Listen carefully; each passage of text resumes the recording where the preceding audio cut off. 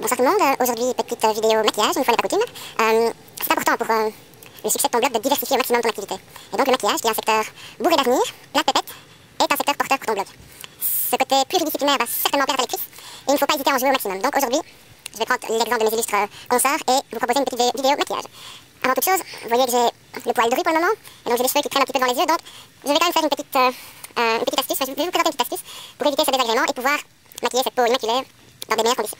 Donc, aujourd'hui, je vous propose d'utiliser un bandeau. Pas n'importe quel bandeau, un bandeau. Un bandeau en dentelle ancienne. Pour ce faire, j'ai récupéré un vieux sous-vêtement en dentelle ancienne. Vous voyez, il a un peu vécu, il est légèrement troué. Et donc j'ai décidé de le sacrifier pour la bonne cause, pour vous offrir un maquillage de star dans des meilleures conditions.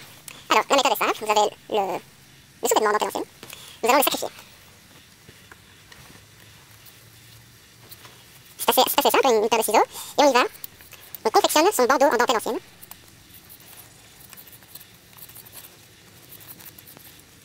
Vous voyez que c'est de la dentelle de qualité, mais certainement de la dentelle de Bruges, parce qu'elle ne se laisse pas amadouer facilement. Mais il faut tout de même y aller franco.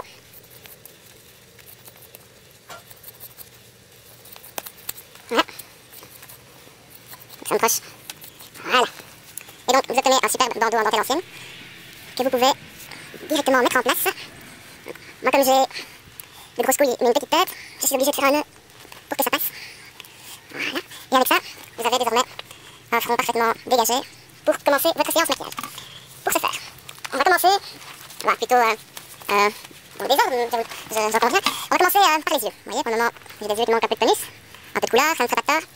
Et donc, pour les yeux, donc petite astuce aussi quand vous faites des vidéos beauté, toujours citer les marques, parce que ça, il y a un petit côté jeu comme ça entre la blogueuse et la marque, qui peut être intéressant, il y a des petites sauteries qui se profilent à l'horizon, ce genre de choses, donc toujours citer la marque. Ici, c'est un magnifique fard à paupières Grave 2002, qui est vraiment pratique, hein, un petit format de poche comme ça, très pratique, mais qui nécessite quand même d'un peu de préchauffage parce qu'il est un peu sec. Voilà. Voilà, j'espère que tout le monde voit bien l'astuce. Voilà, il faut quand même attendre que ça soit refroidi, et puis allons-y allègrement, une paupière. Voilà. Deuxième, un petit peu sur le dessous hein, pour souligner le regard de façon symétrique. Voilà, c'est pas mal. Bon, maintenant, tout ça manque. Donc on verra un peu de couleur, il y a un petit côté post-rock qui est pas trop mal. Mais ça manque d'un petit quelque chose. Donc on va passer à l'étape suivante qui est le fin trait. Qui est le fin trait de crayon pour souligner le regard. Alors là j'ai choisi un crayon assez simple, hein, c'est un crayon de marque Pilot, qui a l'excellente capacité de résister à l'eau et tout ça, donc vous pouvez pleurer sans aucun souci, ne partira jamais. J'ai choisi une couleur rouge parce que c'est visiblement totalement dans la tendance. Donc très simple, là, vous appuyez, voilà, pour créer un beau trait sur l'œil d'une main peu hésitante. Voilà, vous voyez tout de suite on a un petit côté toxicomane qui se met en place qui est vraiment pas mal. Et alors ma petite astuce c'est vraiment, voilà, et bien irriter le canal lacrymal, voilà. Voilà, comme ça on est bon au niveau du regard. J'ai demandé à mon assistant de donner le matériel pour la suite.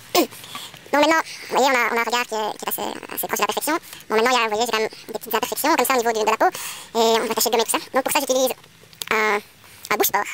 C'est un bouche-port de marque Bison. C'est du super fort. Donc l'efficacité au niveau du rebouchage de pores est vraiment excellente. Et puis, c'est quand même un produit qui est à la base destiné au modélisme. Et donc, il y a un potentiel mannequinat qui est très important dans ce produit. Donc c'est un produit qui se présente dans de gros flacons comme ceci.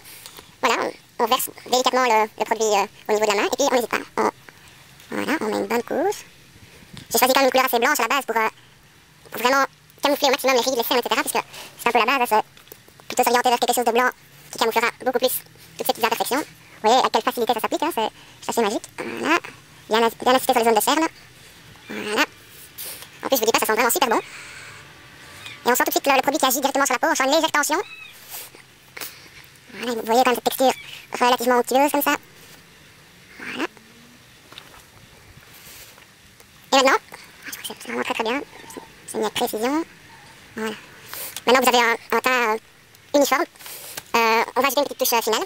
Donc pour ça, je conseille quand même d'utiliser du matériel de protection. Le but c'est de créer quand même un maquillage un peu d'exception, donc destiné à des grands événements. Et donc on va rajouter un petit peu ce côté fête, ce côté l'an 20e, ce côté vraiment profond, avec du goût, etc. Alors pour ça, je vous recommande l'emploi de lunettes. Hein. Les lunettes qui sont aussi un accessoire très tendance pour mêler aussi un petit côté geek à ton bloc. Ça peut vraiment le faire. Donc voilà, pose de lunettes. Et puis maintenant, touche finale.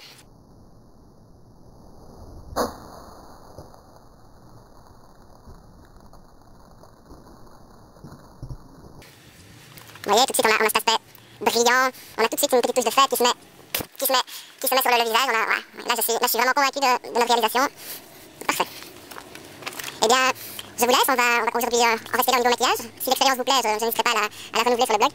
Passez une excellente fin de week-end et à très bientôt.